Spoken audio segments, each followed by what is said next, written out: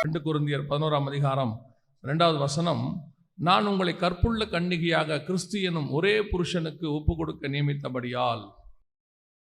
திருச்சபையை குறித்து பவுல் இவ்விதமாய் எழுதுகிறார். திருச்சபை மணவாளன் என்கிறதான கிறிஸ்துவுக்காக ஆயத்தம் பண்ணப்படுகிறது. இந்த ஆயத்தம் பண்ணப்படுகிற திருச்சபையை குறித்து அவர் சொல்லுகிற வார்த்தை என்னவென்று சொன்னால், ஒரே புருஷனுக்கு உங்களை ஒப்பு கொடுக்க நியமித்தபடியால் நீங்களும் நானும் வரப்போகிற இயேசு கிறிஸ்துவுக்கு ஒப்பு கொடுக்கப்படுவதற்காக காத்திருக்கிறோம் அல்லது பாதுகாக்கப்பட்டு கொண்டிருக்கிறோம். இப்போ நீங்கள் ஒரு திருச்சபைக்குள்ளே இருக்கிறீங்க, ஒரு மெய்ப்பனிடத்தில் இருக்கிறீங்க. இந்த சபையில் 5 வகையான ஊழியங்கள் இருக்கிறது. மெய்ப்பன் ஊழியம் இருக்குது, போதக ஊழியம் இருக்குது, அப்போஸ்தல ஊழியம் இருக்குது, தீர்க்க தரிசனம், சுவிசேஷம். இந்த 5 ஊழியங்களும் சேர்ந்து ஒரு கன்னிகையை தயார் பண்ணி வரப்போகிற மணவாளனுக்கு ஒப்படைத்தல். இதுதான் திருச்சபையினுடைய வேலை. நாம் அனைவரும் அந்த திருச்சபைக்குள்ளே ஒரு அங்கத்தினராக இருக்கிறோம். உங்களை இங்கே வைத்திருப்பதற்கு கர்த்தருக்கு முகாந்திரம் என்னவென்று சொன்னால், ஆவியானவர் எழுதுகிறார், வரப்போகிற புருஷனுக்கு உங்களை ஒப்பு கொடுப்பதற்கு. புருஷன் என்றால் ஆண், ஆண் மகன் என்ற அர்த்தம். 2 அர்த்தம் இருக்கிறது. திருமணமானவரை நாம் புருஷன் என்று சொல்லுகிறோம், அதே வேளையிலே ஒரு ஆணையும் புருஷன் என்று சொல்லுகிறோம் வேதத்தின்படி. வரப்போகிறதான நம்முடைய மணவாளன் இயேசு கிறிஸ்துவுக்கு சபையை கற்புள்ள கன்னிகையாக ஒப்பு கொடுப்பதற்கு. அப்போ ஆண்டவர் தம்முடைய கரத்தில் ஒப்படைக்க போகிறதான அந்த சபை எப்படிப்பட்டதாக இருக்க வேண்டும் என்று ஆண்டவருக்கு என்று ஒரு தகுதி இருக்குது. அதாவது ஒரு வசனத்தை பவுல் சொல்றாரு, எல்லாவற்றையும் அனுபவிக்க எனக்கு அதிகாரம் உண்டு, எல்லாமும் எனக்கு தகுதியாயிராது. இந்த உலகத்தில் நம்ம அனுபவிக்கிறதுக்கு எல்லாத்தையும் அனுபவிக்க நமக்கு தகுதி உண்டு. என்ன காரணம் அப்படின்னு கேட்டிங்கன்னா, நீங்களும் நானும் ராஜாவுடைய பிள்ளைகளாக இருக்கிறோம். அந்த தேசத்தில் ஒரு ராஜா இருந்தால் அந்த ராஜாவுடைய மகனுக்கு அந்த ராஜாவுக்கு அதிகாரங்கள் எல்லாம் உண்டு. ஏன்னா அவன் இளவரசன். அப்படி இருக்கும் பொழுது, ஆனால் அந்த மகனுக்கு தெரியணும், எல்லாத்தையும் அனுபவிக்க எனக்கு அதிகாரம் உண்டு, ஆனால் எது எனக்கு தகுதி அப்படின்னு தெரியணும். நீங்கள் ரொம்ப நல்லா ஒரு விஷயத்தை தாவீது கிட்ட பார்க்க முடியும். தாவீது ரொம்ப நல்லா ஜனங்களை நேசிக்கிறதான ஒரு மெய்ப்பன், ஆடுகளை நேசிக்கிற ஒரு மெய்ப்பன். ஆடுகளை எப்படி நேசிப்பாரோ அதே மாதிரி தான் ஜனங்களையும் நேசிப்பார். ஆனால் ராஜாவான பிறகு அவர் ஆடு மேய்க்க போக மாட்டார். நான் ரொம்ப நல்லா ஆடு மேய்ப்பேன்ப்பா அப்படின்னு சொல்லி அந்த ஏரியாவில் இருக்கக்கூடியதான ஆடு மேய்க்கிறவங்ககிட்ட போயிட்டு, நான் ராஜா தான்ப்பா, ஆனால் பழைய மேய்க்கிற ஆள் தான் நான், வா நம்ம போய் ஆடு மேய்க்கலான்னு போக மாட்டார். அவர் ராஜாவாகி விட்டார். அந்த ராஜாவுக்குரிய அபிஷேகம் வந்துருச்சு. இருதயம் மெய்ப்பன் இருதயமாக இருக்கு, அன்பு, அந்த அன்பெல்லாம் இருக்கு. ஆனால் இனி நான் ஆடு மேய்த்தால் அது எனக்கு தகுதியாகிறாது. அதை மேய்ப்பதற்கு எனக்கு அதிகாரம் உண்டு, ஆனால் அது எனக்கு என்னவா இருக்காது, தகுதியாக இருக்காது. யோசேப்பை பார்த்தீங்கன்னா அழகாக ஒரு வார்த்தை சொல்வார். அந்த சகோதரர்கள்லாம் வந்து அவரை முன்னாடி பணிஞ்சு கொள்வாங்க. எல்லாரும் எதிலையும் யோசேப்பு உட்காந்துருப்பாரு. எழுந்திரிச்சு போய் என் சகோதரர்கள் அங்கே வந்து பார்க்க சொல்லுங்கன்னு ஒரு இடத்துக்கு வர சொல்வார். அது வந்து ஒரு புரோட்டோகால். அப்படின்னா என்ன அர்த்தம்னா, அந்த இடத்துல போய் இறங்கி அவங்ககிட்ட பேசி கட்டி பிடிச்சி உருள்றதுக்கு அவருக்கு தகுதி இருக்கிறது, அதிகாரம் இருக்கிறது. ஆனால் அது அப்படி பண்ணா அவர் பதவிக்கு அது என்னவா இருக்காது, சரியாக இருக்காது. அதனால வர சொல்லுவார், சகோதரர்களை கூட்டிட்டு வாங்க அப்படின்னு சொல்லுவார். பத்சேபாள் சாலமோனை பார்க்க வருவாங்க. வரும்போது அந்த அம்மா தான் இவருக்காக அந்த அரசாட்சியை வாங்கி கொடுத்தவங்க. அவரை ராஜாவாக்குனதே அந்த அம்மா தான். போய் தாவீது கிட்ட கேட்டு வாங்கி அடுத்த அதிகாரத்தில் பத்சேபாள் சாலமோனை பார்க்க வருவாங்க. நம்மளாம் தான் என்ன பண்ணுவோம், அம்மா வாங்கம்மான்னு அவன் உட்காந்துருக்கிற சேரில் உட்கார சொல்லுவோம், கூட உட்காருங்கம்மா, இதுக்கெல்லாம் நீங்கள் தான் காரணம். அழகாக ஒரு வார்த்தையை, ஒரு காரியத்தை சாலமோன் செய்வார். பத்சேபாளை கூப்பிட்டு அந்த அம்மாவுக்கு ஒரு சேர் போடுங்கம்பார். தன்னுடைய சிங்காசனத்தில் உட்கார விட மாட்டார். காரணம், அதை உட்கார வைப்பதற்கு அதிகாரம் உண்டு, ஆனால் தகுதியாகிறாது. அதே மாதிரி தான் ஒவ்வொரு காரியத்தையும் நீங்கள் வேதத்தில் வாசிக்க முடியும். அப்போ கிறிஸ்துவுக்கு ஒரு மனைவியை, ஒரு மணவாட்டியை ஒப்படைக்க வேண்டும் என்று சொன்னால், அந்த மணவாட்டிக்கு என்று ஒரு குணாதிசயம் இருக்கிறது, ஒரு தகுதி இருக்கிறது. அதுதான் அவருக்கு தகுதியாக இருக்கும். நமக்கு எல்லாமே ஓகே தான், ஆனால் அவருக்கு அப்படி அல்ல. அவருக்குரிய மணவாட்டி, அவருக்குரிய மனைவி எப்படிப்பட்டவளாக இருக்க வேண்டும் என்று அவருக்கு ஒரு கனவு இருக்கிறது, அவருக்கு ஒரு தகுதி இருக்கிறது. அவர் பக்கத்தில் போய் உட்கார்றதுக்கு நம்ம சிம்பிளாக சொல்கிறோம்ல, நம்ம சபைகளில் வந்து எந்த விதமான திருமண காரியங்கள்ல உலக பிரகாரமான எதையும் நாம் பார்க்கறதில்லை. வரதட்சணை பார்ப்பதில்லை. நேற்று கூட நம்ம பேசணும். ஜாதி பார்ப்பதில்லை, அப்புறம் ஏற்றத்தாழ்வு பார்ப்பதில்லை, எதையும் பார்க்கறதில்லை. ஆனால் நமக்கு ஸ்பிரிச்சுவல் கிரைட்டீரியான்னு ஒன்று இருக்கிறது. அதை கண்டிப்பாக பார்க்கிறோம். எல்லாவற்றையும் அனுபவிக்க எனக்கு அதிகாரம் உண்டு, ஆனால் எல்லாமும் எனக்கு தகுதியாகிறாது. அந்த ஸ்பிரிச்சுவல் கிரைட்டீரியா இருந்தால் தான் அது தகுதி. அதே மாதிரி தான் கிறிஸ்துவுக்கு மனவாட்டியா இருக்கணும்னா அதுக்கு ஒரு தகுதி வேணும். நம்ம நினைச்சுக்கிட்டு இருக்கிறோம், ஒரு மிகப்பெரிய தப்பான ஒரு தாட்ல நாம் இருக்கிறோம். என்னன்னா, கிறிஸ்தவர்களாக இருக்கிற அத்தனை பேரும் கிறிஸ்துவின் வருகையில் போய் விடுவார்கள் அப்படின்னு ஒரு நம்பிக்கை. அப்படி பைபிள் சொல்லவே இல்லை. ஒரு இடத்துல கூட சொல்லலை. மனவாட்டிக்குன்னு நிறைய காரியங்களை அவர் வைக்கிறார், கிரைட்டீரியா வைக்கிறார். ஆனால் ஒண்ணுல கூட அத்தனை பேரையும் கூட்டிட்டு போவேன் அப்படின்னு சொல்லவே இல்லை. நான் அடிக்கடி சொல்லுவேன், எவ்வளோ பேர் சர்ச்சுக்குள்ள வராங்கன்றது முக்கியமே கிடையாது. எவ்வளோ பேர் சர்ச்சிலிருந்து பரலோகத்துக்கு வராங்கன்றது தான் முக்கியம். நம்ம கூட்டம் நிறைய இருக்கிறோம், சந்தோஷம், இல்லைன்னு சொல்லலை. ஆனால் அத்தனை பேரும் பரலோகத்துக்கு வந்தாதான் இவ்வளோ பேர் இங்கே வந்ததுக்கான காரணம் இருக்கிறது. அப்போ எல்லாரும் தகுதி படைச்சிருக்கிறோமா? இங்கே அத்தனை பேரும் அவருடைய விருப்பப்படி இருக்கிற கற்புள்ள கன்னிகையா இருக்கிறோமா? அவருடைய கிரைட்டீரியாவுக்கு ஒத்து போகிறோமா அப்படின்னு சொல்லி பார்த்தா, கர்த்தர் நமக்குன்னு சில காரியங்களை, ராஜாவை சந்திப்பதற்கு சில காரியங்களை வச்சிருக்கிறார். அவரை சந்திப்பதற்கு 1 ராஜாக்களின் புஸ்தகம் 1ஆம் அதிகாரம் 2வது வசனத்தை வாசிங்க. அப்பொழுது அவனுடைய ஊழியக்காரர் அவனை நோக்கி, ராஜ சமூகத்தில் நின்று ராஜாவுக்கு பணிவிடை செய்யவும் ராஜாவாகிய எங்கள் ஆண்டவனுக்கு அனல் உண்டாக்கும்படி கன்னியாகிய ஒரு சிறு பெண்ணை தேடுவோம் அப்படின்னு சொல்றாங்க. இந்த வசனத்துல பாத்தீங்கன்னா, அந்த ராஜாவுக்கு அனல் உண்டாக்கணும். இந்த ராஜா யாரு அப்படின்னு கேட்டீங்கன்னு சொன்னா, தாவீது. தாவீது யாரு? ஆரம்பிக்கும் போதே ஓப்பனிங்கே பயங்கரமான ஓப்பனிங். கோலியாத்தை ஜெயிச்சுட்டு வந்தவர். அதுக்கப்புறம் எல்லாம் அவருடைய யுத்தம் எல்லாம் ஸ்பிரிச்சுவல் வார் தானாமா. நீர் கர்த்தருடைய யுத்தத்தை நடத்துகிறவராமேன் அப்படின்னு சொல்றான். அந்த மாதிரி ஒரு ஜைஜாண்டிக்கான ஆளு. தாவீதை கண்டு பெலிஸ்தர்கள் பயந்திருந்தார்கள். ஐப்ராத் நதிக்கரை வரைக்கும் தாவீதுடைய எல்லை பெரிதாக இருந்தது என்று சொல்லப்படுகிறது. அந்த மாதிரி தாவீதுடையதான விஸ்தாரம். அப்படிப்பட்ட ஒரு ராஜ்யபாரம் இன்னைக்கு அனல் இல்லாமல் படுத்து கிடக்கிறது. அப்படிப்பட்ட ஒரு ராஜா இன்னைக்கு அனல் இல்லாமல் படுத்திருக்கிறார். அதனுடைய அர்த்தம் என்னவென்று சொன்னால், தாவீது கிறிஸ்துவுக்கு அடையாளமாக இருக்கிறார். இந்த காலகட்டத்தை குறித்து இந்த குறித்து யாக்கோபு ஒரு தீர்க்க தரிசனம் சொல்றார். தாவீது இப்படி படுத்திருப்பதை குறித்து யாக்கோபு ஒரு தீர்க்க தரிசனம் சொல்கிறார். வாசிங்க, ஆதியாகமத்தின் புஸ்தகம் 49ஆம் அதிகாரம் 9வது வசனத்தை வாசிங்கள். யூதா பாலசிங்கம், இனி இறை கவிக்கொண்டு ஏறி போனாய், என் மகனே, சிங்கம் போலும் கிழச்சிங்கம் போலும் மடங்கி படுத்தான், அவனை எழுப்புகிறவன் யார்? இந்த யூதா கோத்திரத்தினுடையதான சிங்கம் அப்படின்னு கேட்டீங்கன்னா, ராஜ்யபாரம் ஆரம்பிக்கிறது தாவீது கிட்ட. சவுல் பென்யமீன் கோத்திரத்தான். யூதா கோத்திரத்தினுடையதான ராஜ்யபாரம், கிறிஸ்துவின் ராஜ்யபாரத்துக்கான அடையாளம் ஆரம்பிக்கிறது தாவீது கிட்ட. அந்த ராஜ்யபாரம் முடிவடைவது இயேசு கிட்ட. இந்த 2 பேரை பத்தின ப்ராபசி தான் இங்க இருக்கும். யாக்கோபு பார்த்தது. யாக்கோபு சொல்றாரு, சிங்கம் போலும் கிழச்சிங்கம் போலும் மடங்கி படுத்தான். இந்த சிங்கம் கிழச்சிங்கம் யாருன்னு கேட்டா, இயேசு கிறிஸ்து தான் சிங்கம். யூதா கோத்திரத்து சிங்கம் அவர். கிழச்சிங்கம் யாருன்னா தாவீது. ஏன்னா அந்த 1 ராஜாக்களின் புஸ்தகம் 1ஆம் அதிகாரம் 1ஆம் வசனம் சொல்லுகிறது. அந்த 1 ராஜாக்கள் 1:1 வாசிங்க. தாவீது ராஜா வயது சென்ற விருத்தாப்பியனான போது, வயது சென்ற கிழவன் ஆயிட்டாரு. இவங்க 2 பேரும் இப்ப மடங்கி படுத்திருக்கிறாங்க. இங்க தாவீது மடங்கி படுத்திருக்கிறார் அனல் இல்லாம. இயேசு சிலுவையில் அறையப்பட்டு கல்லறைக்குள்ள வைக்கப்பட்டிருக்கிறார். இந்த 2 பேருக்குமான பதில், அந்த கேள்வி யாக்கோபுக்கு வருகிறது. சிங்கம் போலும் கிழச்சிங்கம் போலும் மடங்கி படுத்தான், அவனை யூதா கோத்திரத்தை எழுப்புகிறவன் யார்?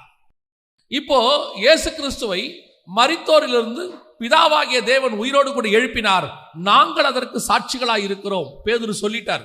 இப்ப இயேசுவை எழுப்புறதுக்கு பதில் கிடைச்சிருச்சு. எழுப்புகிறவன் யார்? யாக்கோபு கேட்டார், பதில் கிடைச்சிருச்சு. ஆனா கிழச்சிங்கம் போல மடங்கி படுத்தது தாவீது. சிங்கம் போல படுத்த இயேசுவை பிதா எழுப்பிட்டார். கிழச்சிங்கம் போல படுத்த தாவீதை எழுப்புகிறவன் யார்? இந்த யூதா கோத்திரத்தை எழுப்புகிறவன் யார்? இதுக்கு பதில் தான் அந்த சிறு பெண்ணை தேடுகிறார்கள். 2வது வசனம், அனல் உண்டாக்கும்படி ராஜாவை மீண்டும் எழுப்பும்படி ஒரு சிறு பெண்ணை தேடுவோம். இது எதற்கான அடையாளமாக இருக்கிறது?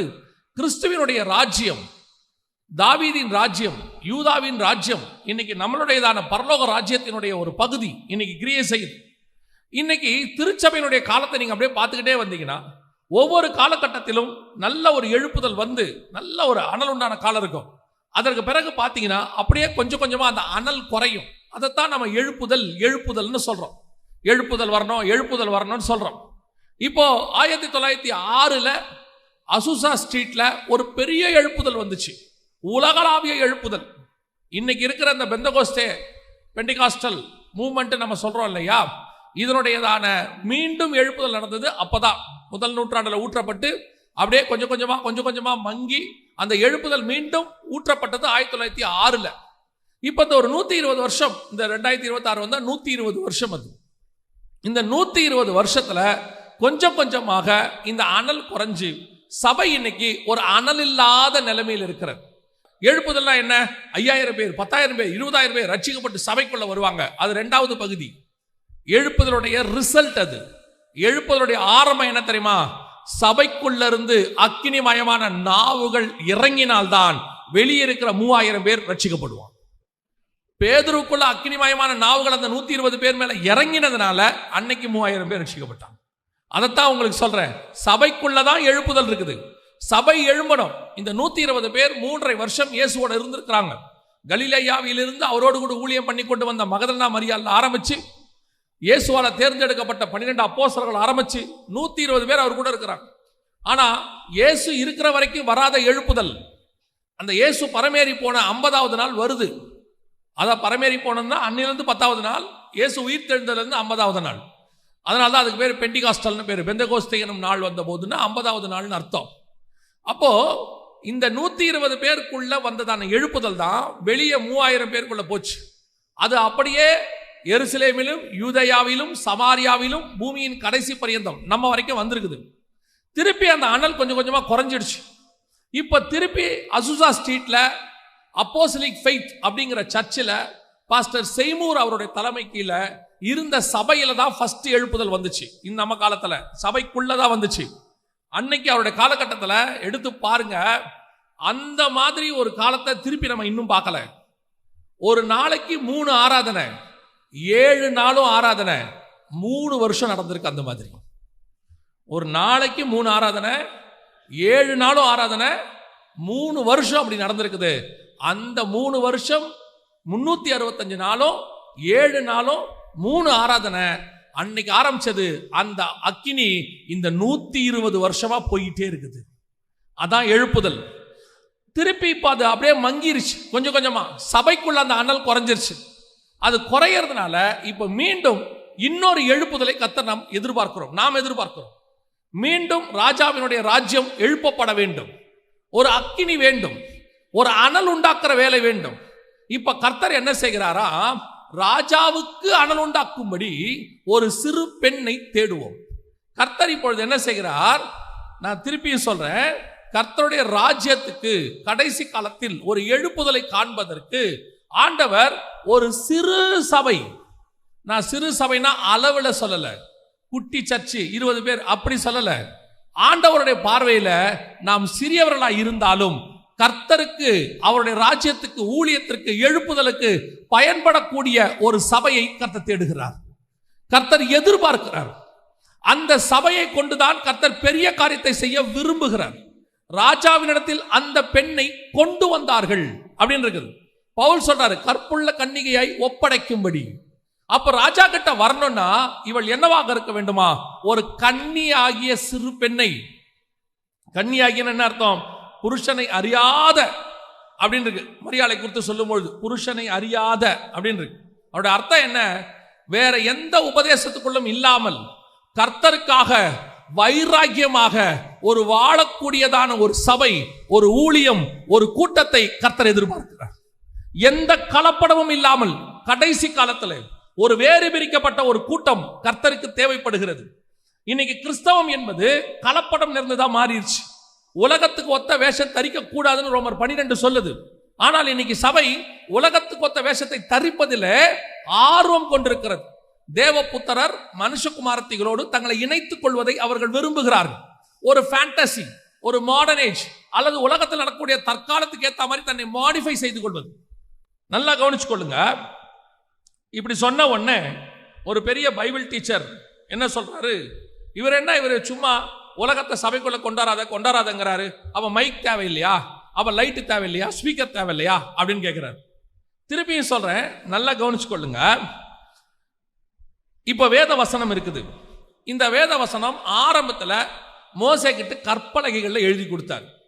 அப்புறம் பவுல் காலத்தில் தோல் சுருள்கள்ல எழுத கொடுக்கப்பட்டது. இப்ப நம்ம காலத்துல பேப்பர் வந்துச்சு, பிரிண்டட் வெர்ஷன். இப்ப டிஜிட்டல், காத்துல எழுதுறோம். நான் சொல்றது உங்களுக்கு புரியுதா? கற்பலகையில் இருந்துச்சு, அப்புறம் தோல் சுருளுக்கு வந்துச்சு, அப்புறம் பேப்பருக்கு வந்தது, இப்போ காத்துல எழுதுறோம், டிஜிட்டல். இந்த மோடு மாறும். கற்பலகையிலிருந்து, தோல்ல இருந்து, பேப்பர்ல இருந்து, காத்துல இருந்து, இன்னும் வேற என்ன கூட வரும். மோடு மாறும். ஆனால் அன்னையிலிருந்து இன்னைய வரைக்கும் வேத வசனம் மாறவே மாறாது. வசனம் அப்படியே தான் இருக்கும். இப்போ இந்த மோடு மாறலாம், வசனம் மாறக்கூடாது. வசனத்துக்குள்ள கலப்படம் வரக்கூடாது. அதைத்தான் சொல்றேன். நீங்களும் நானும் அன்னைக்கு பைஜாமா ஜிப்பா போட்ட ஊழியக்காரங்களை பார்த்துருப்பீங்க. இன்னைக்கு பேண்ட் ஷர்ட் போடுற ஊழியக்காரங்களை பார்க்குறீங்க. நாளைக்கு இதை விட வேற ஏதாவது ஒரு வெர்ஷன் போட்ட ஊழியக்காரங்களை நீங்க கோட் சூட் போட்டவங்களை பார்ப்பீங்க, இல்ல வேற ஒன்று பார்ப்பீங்க. நான் சொல்றது இதல்ல, உங்களுக்குள்ள இருக்கக்கூடிய கர்த்தருடையதான அந்த எழுப்புதல், வசனம், வைராக்கியம், பரிசுத்தம், விசுவாசம், இது மாறாதபடிக்கு நீ என்ன மாறினாலும் உள்ள மாறக்கூடாது. அன்னைக்கு முடி வைக்கிறவங்க எப்படி வச்சிருந்தாங்க, அப்புறம் இப்படி வச்சிருக்கிறோம். நாளைக்கு வேற வைக்கலாம் மேபி. ஆனா உள்ளுக்குள்ள நீ எப்படி இருக்கிறங்கிறதா முக்கியம். இப்ப உலகத்துக்கு ஒத்த வேஷம்னா என்ன? நீ உள்ளுக்குள்ள மாறி இருந்தா இந்த உலகத்தின் காரியம் எதுவும் உனக்குள்ள மாற்றத்தை கொண்டு வராது. உனக்குள்ள எந்த விதமான உலகத்தினுடைய காரியத்தை கொண்டு வராது. அப்படிப்பட்ட ஒரு சிறு பெண்ணை தான் கர்த்தர் தேடுகிறார். கன்னிகையாகிய சிறு பெண். இன்னைக்கு அப்படி இருக்கிறோமா? இன்னைக்கு சபைக்கு வரும்பொழுது கர்த்தர் உங்களை பயன்படுத்தக்கூடிய அளவில் நீங்க இருக்கிறீங்களான்னு பார்த்தா, சபைக்கு வர உங்ககிட்ட ஒரு வைராக்கியம் இருக்கு, இல்லைன்னு சொல்லல. அதே நேரத்தில் இன்னும் கர்த்தர் பயன்படுத்த முடியாத இன்னும் சில காரியங்கள் உள்ளுக்குள்ள இருக்குது. இதே அப்போஸ்தலர்கள்கிட்ட கர்த்தர் எவ்வளோ காரியங்களை 3.5 வருஷமா சொல்றார். ஆனா யாருக்கிட்டையுமே அவர் எதிர்பார்த்ததான ஒரு மாற்றம் வரல. முந்தின நாள் சிலுவைக்கு போறதுக்கு முந்தின நாள் ராத்திரி அவர் சொல்றாரு, நான் போக போறேன், இந்த மாதிரி காட்டி கொடுக்கப்பட போறேன் எல்லாம் சொல்றாரு. சொன்ன உடனே பாத்தீங்கன்னா அவர் அந்த மாதிரி அந்த பக்கம் தான் போறாரு. இந்த பக்கம் உடனே அடிச்சுக்கிறான். அவர் போயிட்டாருன்னா அடுத்து யாரு? அவர் போறாங்கிறதால ஏன் போறாரு, அதனுடைய நோக்கம் என்ன, சிலுவையில் சுமப்பதனுடைய அர்த்தம் என்ன, அதெல்லாம் அவன் கவலையே இல்லை. அவனை பொறுத்த வரைக்கும் இவர் போயிட்டாரு, அடுத்து யார் டேக் ஓவர் பண்றது, அடுத்து யார் லீட் பண்றது. இப்ப திருப்பி வந்து கால் அந்த சீலையை கட்டி கால்களை கழுவி, இல்லப்பா உங்களில் யார் பெரியவனா இருக்க விரும்பணும், அவன் சிறியவனா இருக்கணும் எல்லாம் சொல்றாரு. இன்னும் மாற்றம் வரல, இன்னும் மாற்றம் வரல. ஒரு நாள் வந்தது, பரிசுத்த ஆவியானவர் வந்தார். அவங்களுக்குள்ள ஒரு மாற்றத்தை இயேசு பாருங்க, 3.5 வருஷம் இயேசுவோட இருந்திருக்கிறாங்க, மாற்றமே இல்லை. 3.5 வருஷம் இருந்திருக்கிறாங்க. ஆவியானவர் வந்தார், ஒரு பெரிய மாற்றத்தை கொடுத்தார். எதெல்லாம் அவங்க இயேசு கூட இருக்கும் பொழுது தப்பாக நடந்தார்களோ அல்லது நடக்கப்பட்டார்களோ யோசித்தார்களோ, இப்ப அப்படியே ஆப்போசிட்டா மாறிடுச்சு. அப்படி மாறின பிறகுதான் அவர்களை எடுத்து கர்த்தரால் பயன்படுத்த முடிஞ்சிச்சு. ஒரு எழுப்புதல் வந்தது. உங்களுக்கும் எனக்கும் சர்ச்சுக்குள்ள வரோம், we are all Christians, அப்படிதான் இருக்கிறோம். ஆனால் கர்த்தர் எதிர்பார்க்கிற மாற்றம் உங்களுக்குள்ள இருக்கிறதா? கர்த்தர் உங்களை கொண்டு ஒரு எழுப்புதலை கொண்டு வருவதற்கு நீங்கள் பாத்திரம் உள்ளவர்களா இருக்கிறீர்களா? அதான் கொஸ்டின். இன்னைக்கு அந்த இடத்துல சர்ச் இல்லை, அதான் முக்கியம். சபை இருக்கு, ஆனால் சபை எழுப்புதலுக்கான இடத்துல இருக்குதா? எனக்கு தெரிஞ்சு 30 வருஷமா நம்ம ஜெபம் பண்றோம் எழுப்புதலுக்காக. நான் இயேசுவை ஏற்றுக்கொண்டு இது 33வது வருஷம். இந்த 33 வருஷமா இயேசு எழுப்புதலுக்காக நம்ம ஜெபம் பண்ணிட்டே இருக்கிறோம். நிறைய பேர் ஜெபம் பண்றாங்க, நிறைய பரிசுத்தவான்கள் முழங்கால நின்று அழுகுறாங்க, எல்லாம் உண்மைதான். வராததுக்கு என்ன காரணம்? அதான் ரீசன். வராதுக்கு என்ன காரணம்? 3.5 வருஷம் இருந்த இயேசு கிட்ட இருந்து பரிசுத்த ஆவியானவர் வந்த உடனே எழுப்புதல் வந்துடுச்சே. இப்போ 30 வருஷமா எழுப்புதல் எதிர்பார்க்கிறோமே, நாம் எதிர்பார்க்கிற எழுப்புதல் வரலையே. காரணம் என்ன அப்படின்னா, எழுப்புதல் வராமல் இருப்பதற்கு காரணம் அங்கே தாவீதுக்கு கொண்டு வரப்பட்ட அந்த சிறு பெண்ணை போல கர்த்தர் எதிர்பார்க்கிற ஒரு சபை, கர்த்தர் எதிர்பார்க்கிற ஒரு ஊழியம், கர்த்தர் எதிர்பார்க்கிற ஒரு விசுவாசி இன்னும் கர்த்தர் கிடைக்கல. கிடைச்சா நிச்சயம் கர்த்தர் அவர்களை கொண்டு பெரிய காரியங்களை செய்ய வல்லமை உள்ளவராய் இருக்கிறார். ஒரே ஒருத்தன் கிடைச்சா போதும் திறப்பின் வாசல்ல நிக்கிறதுக்கு, கர்த்தர் செஞ்சிருவார் காரியத்தை. இன்னைக்கு நம்ம அப்படி இருக்கிறோமா? சபை அப்படி இருக்குதா? ஆராய்ந்து பாருங்கள். அதுதான் கர்த்தர் எதிர்பார்க்கிறது. அவர் எதிர்பார்க்கிறபடி நீங்க இருக்கணும். அதான் நான் சொன்னேன், நீங்க எப்படி இருந்தாலும் அவர் ஏத்துக்க தயார். ஆனால் அவர் வேலையை செய்வதற்கு உங்களுக்கு சில தகுதிகளை கர்த்தர் எதிர்பார்க்கிறார். கர்த்தர் எல்லாரையும் நேசிக்கிறார், மாற்று கருத்தே கிடையாது. God so loved the world, எல்லாரையும் நேசிக்கிறார். அதுக்காக தம்முடைய ஒரே பேரான குமாரனை தந்தருளினார், மாற்று கருத்து இல்லை. ஆனால் கர்த்தர் எல்லாரையும் நம்புகிறாரா? நேசிக்கிறார், இல்லைன்னு சொல்லல, நம்புறாரா? அதான் இங்க முக்கியம். 6 லட்சம் புருஷர்கள் எகிப்திலிருந்து புறப்பட்டாங்க. எல்லாரையும் அவர் தான் விடுதலையாக்கினார். எல்லாருக்காகவும் ஆட்டுக்குட்டி அடிக்கப்பட்டது, எல்லாம் உண்மைதான். ஆனா அவர் நம்பினது ஒரே ஒரு மனுஷனைத்தான். அவங்கிட்ட தான் தன்னுடைய ரகசியங்களை வெளிப்படுத்தினார், அவங்கிட்ட தான் தன் இருதயத்தை வெளிப்படுத்துகிறார். 12 சீஷர்கள் உட்கார்ந்து இருக்கிறாங்க, எல்லார்கிட்டையும் எல்லாத்தையும் பேசுறாரு. ஆனா அவர் நம்பி தன்னுடைய ரகசியத்தை வெளிப்படுத்துறது ஒரே ஒரு சிஷ்யங்கிட்ட தான். அதே மாதிரி தான் கர்த்தர் இன்னைக்கு தன்னுடைய எழுப்புதலுக்கு எல்லாரையும் நேசிக்கிறாரு. ஆனா நம்பி ஒப்படைப்பதற்கு ஒரு திருச்சபையை தேடுகிறார், ஒரு ஊழியனை தேடுகிறார். அது நம்ம சபையா இருக்கணுங்கிறது தான் நமக்கு வாஞ்ச. ஒரு முறை நான் ஆண்டவர்கிட்ட ஜெபம் பண்ணும் போது மார்ட்டின் லூத்தர் அவருடைய ஹிஸ்டரியை படிச்சுக்கிட்டு இருந்தேன். படிக்க படிக்க படிக்க அவருடைய ரிஃபார்மேஷன் எல்லாத்தையும் படிக்க படிக்க படிக்க இப்படி ஒரு ஜெபம் பண்ணேன், ஆண்டவரே இன்னொரு மார்ட்டின் லூத்தரை எழுப்புங்கப்பா, இன்னும் ஒரு மார்ட்டின் லூத்தர் வந்தா நல்லா இருக்குமே ஆண்டவரே அப்படின்னு ஜெபம் பண்ணும் போது ஆவியானவர் எனக்கு உணர்த்தினது, இன்னொருத்தரை எழுப்புங்கன்னு ஜெபம் பண்ணாத, என்னை எழுப்புங்கன்னு ஜெபம் பண்ணு, அதுதான் சரியான ஜெபம்னு சொன்னார். நாம் இன்னொருத்தருக்காக ஜெபம் பண்றோம், ஆனா கர்த்தர் நாம் எழும்ப வேண்டும் என்று எதிர்பார்க்கிறார். ஏன் வரக்கூடாது? ஏதோ ஒரு மூலையில இருந்து, அமெரிக்கால இருந்து, அசுசா ஸ்ட்ரீட்ல இருந்து வரலையா? உலகத்துக்கே அமெரிக்கா மூலையில கிடக்கு. அந்த மூலையிலிருந்து ஒரு எழுப்புதல் வரலையா? எருசலேமிலிருந்து மட்டும்தான் வரணும்னு இல்லை, அமெரிக்கால இருந்தும் வரலாம், நார்வேல இருந்தும் வரலாம், வந்திருக்கு. பல இடங்கள்ல இருந்து எழுப்புதல் நடந்திருக்குது. அதே மாதிரி இங்கிருந்தும் வருவதற்கு வாய்ப்பு இருக்கிறது. கர்த்தர் எடுத்து பயன்படுத்த விரும்புகிறார். ஆனால் அதுக்கு அர்ப்பணிக்கிற ஒரு சர்ச் வேணும். கற்புள்ள அந்த கன்னிகையான ஒரு பெண், அதுதான் ரொம்ப இம்பார்ட்டன்ட். எல்லாரையும் எடுத்து பயன்படுத்த முடியாது. எல்லா பெண்ணும் ராஜாவுக்கு அலங்காரமாய் மாறிட முடியாது இல்ல. எல்லாருமே கர்த்தர் எதிர்பார்க்கிற அந்த காரியத்துக்குள்ள வந்துட முடியாது இல்ல. அதைத்தான் இங்க ஆண்டவர் எதிர்பார்க்கிறார். கன்னிகையான ஒரு பெண், வெரி இம்பார்ட்டன்ட். அதனாலதான் அவன் திருப்பி திருப்பி திருப்பி சொல்றாங்க அந்த வார்த்தையை. அந்த தேசம் எங்கும் தேடி கன்னியாகிய ஒரு சிறு பெண்ணை. ஏன் அனல் உண்டாக்குறதுக்கு எந்த பெண்ணா இருந்தா என்ன இல்ல, ராஜாவுக்குன்னு ஒரு குவாலிட்டி இருக்கு, ராஜாவுக்குன்னு ஒரு தகுதி இருக்குது. ராஜா அந்த குவாலிட்டி உள்ளதான சபையைத்தான் கர்த்தர் தேர்ந்தெடுக்கிறார். எல்லா சபையும் கர்த்தர் தேர்ந்தெடுக்கிறதுல, திருப்பியும் சொல்றேன், நாம் எதுல பெரிய ஆளா இருக்கிறோங்கிறது முக்கியமே இல்லை, எந்த காரியத்துல பெரிய ஆளா இருக்கிறோன்றது முக்கியமே இல்லை. கர்த்தர் என்னை நம்புகிறாரா, அதுதான் முக்கியம். கடைசி வரைக்கும் இந்த கழுதை மேல கர்த்தர் உட்கார்ந்து இருக்கிறாரா, அதான் முக்கியம். அதை பேஸ் பண்ணித்தான் ஒரு ஊழியக்காரர் இருக்கிறார். இப்போ நம்ம கிட்டத்தட்ட இங்க ஒரு 1000-2000 பேர் உட்கார்ந்து இருக்கிறீங்க. இவ்வளவு பேர் உட்கார்ந்து இருக்கிறோம், பெரிய சர்ச் அப்படின்னு ஆட்டோமேட்டிக்கா சொல்லிடுவாங்க. பெரிய சர்ச், பெரிய சர்ச் என்பதை விட நாம வாங்க வேண்டிய வேற பேர் இன்னொன்னு இருக்கு, நல்ல சர்ச். கர்த்தருடைய பார்வையிலே பரிசுத்தம் உள்ள சபை, கற்புள்ள சபை, இதுதான் நாம வாங்க வேண்டிய பெயர். இப்ப யோசிச்சு பாருங்க, 50 பேர் உள்ள சர்ச் இருக்கும், இருக்கு, நிறைய இருக்கும். அந்த 50 பேரும் கர்த்தருக்கு பிரியமா இருந்தா, இப்போ கேட்டகரி பெரிய சர்ச்சா சின்ன சர்ச்சா இல்ல, நல்ல சர்ச்சா நல்ல சர்ச் இல்லையா, அதான் கேட்டகரி. கர்த்தர் எதிர்பார்க்கிறது என்ன? பெரிய சபையை உள்ளேவான் அல்ல, உண்மையும் உத்தமம் உள்ளவனே உள்ளேவா. அப்ப கர்த்தர் நமக்கு வச்சிருக்கிற குவாலிட்டி என்ன தெரியுமா? கன்னிகையாகிய ஒரு சிறு பெண். எக்ஸ்பெக்டேஷன், கர்த்தருக்கு ஒரு எக்ஸ்பெக்டேஷன் இருக்கு, அதைத்தான் கர்த்தர் எதிர்பார்க்கிறார். அது உங்ககிட்ட எங்கிட்ட இருக்கா? அப்பதான் கர்த்தர் எடுத்து எதுக்கு பயன்படுத்த முடியும்? ரிவைவலுக்கு பயன்படுத்த முடியும், எழுப்புதலுக்கு பயன்படுத்த முடியும். இன்னும் கொஞ்ச காலம் தான் இருக்கு, பார்க்கிறோம். வருக வரப்போது, அது நடக்க போது, இது நடக்க போது, எல்லாம் உண்மைதான்.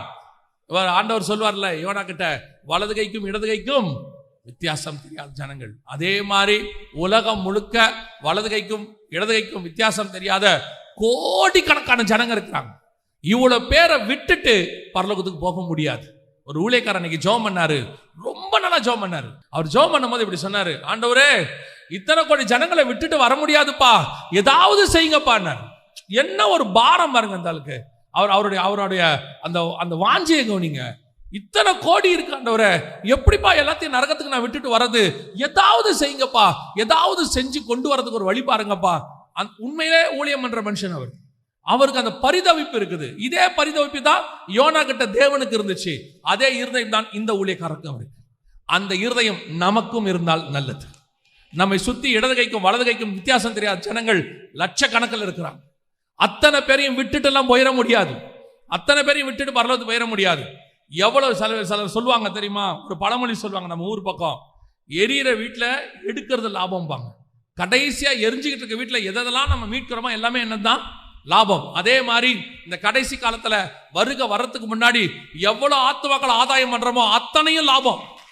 ஒன்னு கிடைச்சாலும் லாபம், 9,000 கிடைச்சாலும் லாபம். சொல்லிட்டே இருக்கணும்.